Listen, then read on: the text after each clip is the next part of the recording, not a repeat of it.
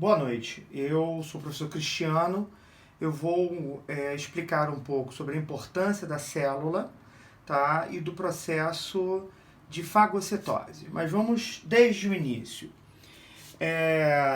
No universo, nós temos os átomos, né? Os átomos são os elementos químicos, eles são formados de prótons, nêutrons e girando ao redor os elétrons. Meu objetivo aqui não é explicar sobre química, mas dar uma pequena ideia sobre a importância dos átomos, porque eles vão formar as moléculas. As moléculas, portanto, são feitas pela união, a ligação, né, entre átomos, formando cada vez moléculas mais complexas. Um exemplo aqui, a molécula de água. Ela é formada por ligações químicas entre o oxigênio, o átomo de oxigênio, e dois átomos de hidrogênio, né? Essa ligação entre os átomos é chamada de ligação covalente, porque eles compartilham elétrons, formando assim as moléculas. As principais moléculas que vão formar a célula são a água, os aminoácidos, que são responsáveis por formar as proteínas, os ácidos graxos ou lipídios, os carboidratos ou açúcares, e os ácidos nucleicos, que são formados de açúcar, base nitrogenada e fosfato. A partir dessas moléculas, eu vou gerar as organelas ou organoides, que seria aí uma outra aula para um outro momento. Mas, a partir das organelas e organoides, nós formamos a unidade básica do ser vivo, que é a célula. E aqui eu diferenciei as células.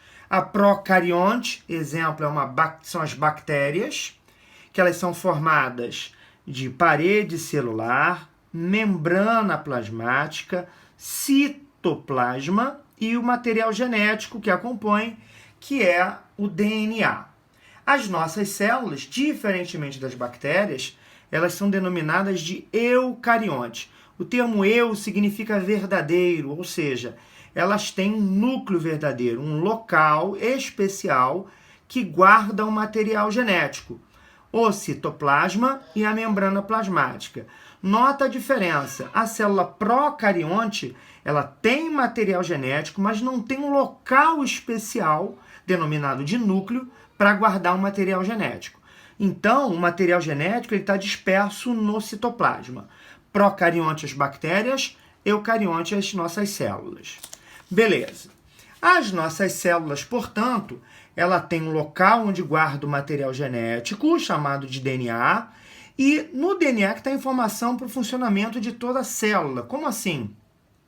É guardado no DNA a informação para a síntese ou produção de várias proteínas. Quando eu quero utilizar o material genético, a célula é acionada e tira uma cópia de regiões importantes, chamadas de genes, e essa cópia é chamada de RNA mensageiro.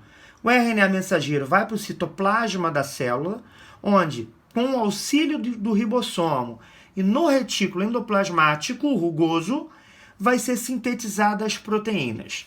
As proteínas, por sua vez, elas podem ter duas direções. Ela pode vir para o complexo de Golgi e ser liberado fora da célula, chamado de exocitose, ou ela pode ficar no interior da célula. Exemplo, o lisossomo.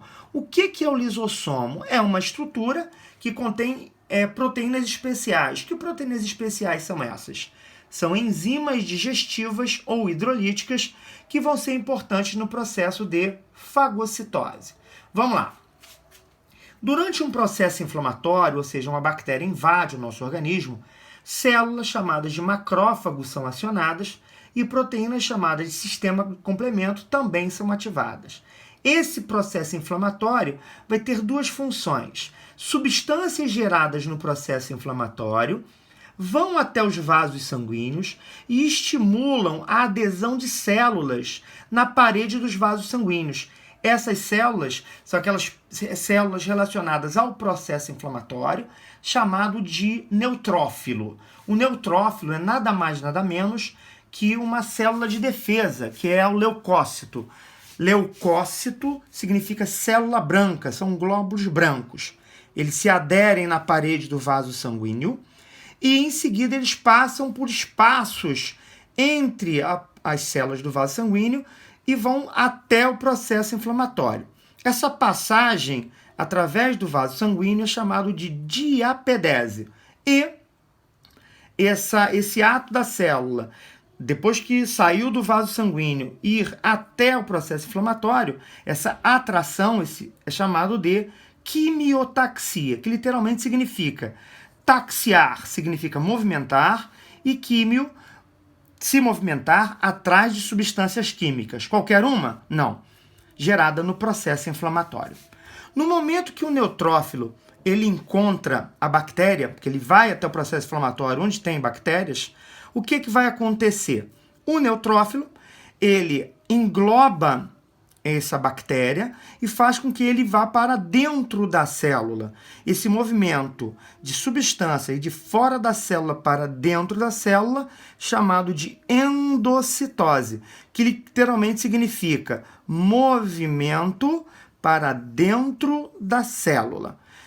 Essa bactéria entra na célula e quando ela está no seu interior, é chamado de fagossomo. Soma é corpo e fago é alimentação. Então, seria um corpo de alimentação. Dentro do neutrófilo, já existe o lisossomo, que são proteínas que têm a função enzimática de digerir aquela bactéria. Eles vão se unir, formando assim o fagolisossomo. A bactéria vai ser digerida e aquilo que não é aproveitado pela célula vai sofrer um processo de excreção, chamado de defecação celular ou plasmocitose, tá certo? Esse processo de defecação celular e a morte das células é que vai gerar o pus no processo inflamatório. Tá? Espero que eu tenha ajudado com alguma coisa em relação ao processo de fagocitose e, eventualmente, eu vou gravar outras aulas para auxiliar quem puder, quem precisar de ajuda.